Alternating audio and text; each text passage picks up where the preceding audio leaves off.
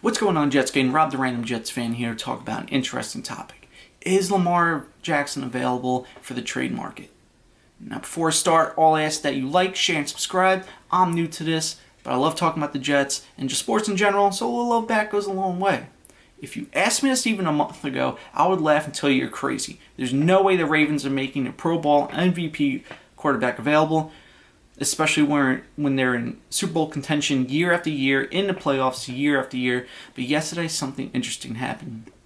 Connor Hughes with SNY came out with an interesting tweet that said the Jets will be first in line if Lamar Jackson is made available, and I like their chances. Now, initially after reading that, I was a little skeptical, but then it got me thinking, is it possible? And honestly, I think it is possible for a few reasons. One, it's publicly noted that Lamar is not happy with the fact he does not have a new long-term contract and deal in place, especially when you look at the QBs who received new contracts last year. First, guys like Kyler Murray, who needed stipulations added into his contract that said that he needed to study the playbook. And also guys like Deshaun Watson, with all the off-field issues and accusations against him.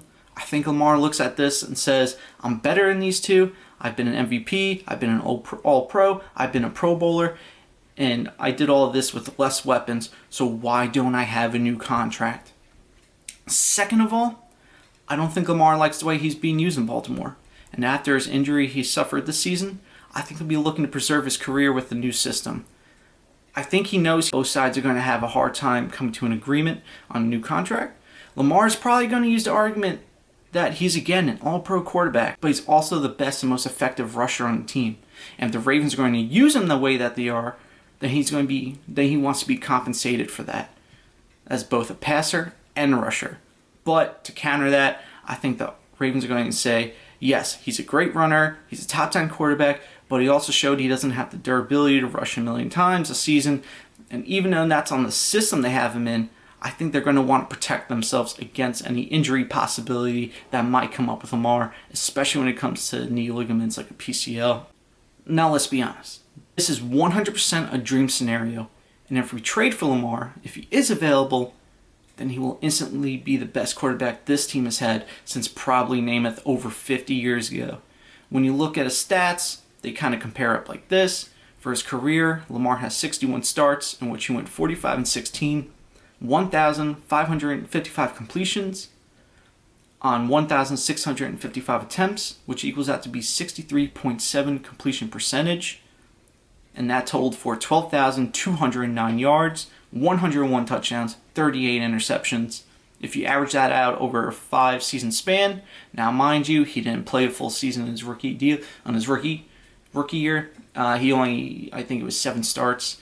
This year, again, he got hurt in December, so he only had about 12 starts. But if you average that out over 5 years, that's 211 completions to 331 attempts. Again, for a 63.7 completion percentage for 2,441 yards, 20 touchdowns, and 8 interceptions.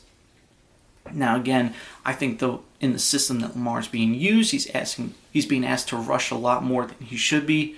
Some of that is on him, some of that is on the play calling and the system that's in place. Some of that is because he has a lack of weapons. Besides Mark Andrews, they got rid of his favorite receiver, Marquise Hollywood Brown. So I think in a new system, like a West Coast system like the Jets, I think he'll have a lot more opportunity to pass and show off his arm a little more. So I think you're going to see those yards bump up and those touchdowns bump up. Unfortunately, those interceptions too. But if you told me right now that's what I'm getting with Lamar, I'm taking that all day, every day of the week, and twice on Sunday. That is by far the best numbers we've had as Jets fans since 2015, since Fitzmagic. And as we stated before, he is not only a really good passer, but he's also a great rusher. And his career rushing looks something like 727 attempts for 4,437 yards, which equals to 6.1 yards per attempt and 24 total touchdowns. If you average that over a 5-year span, that's 145 attempts, 887 yards, again for 6.1 yards per attempt and 5 touchdowns.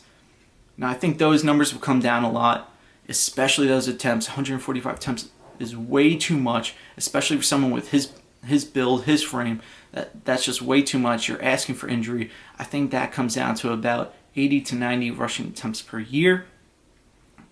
And again, you only see those passing numbers bump up just a little bit, if not a lot. Granted, he did have the PCL injury at the beginning of December, and the Jets will need to limit his rushes, as I stated before, to an extent and allow him to use his arm more. But just stop and think for a second. Can you imagine a West Coast offense with RPOs built in, with Lamar Jackson, Breece Hall, Garrett Wilson, CJ Uzomah, Tyler Conklin, Moore, Michael Carter, Bam Knight, even Mims, if he's still here, which I think if they're going to let Berrios go and Davis go, Mims is probably going to stick around. A West Coast system with RPOs pretty much be unstoppable with that group of guys right there. For any defense, I don't care if you're the number 1 rated defense or the 32nd rated defense, that would be pretty unstoppable in this league. Now, what would it take to get Lamar?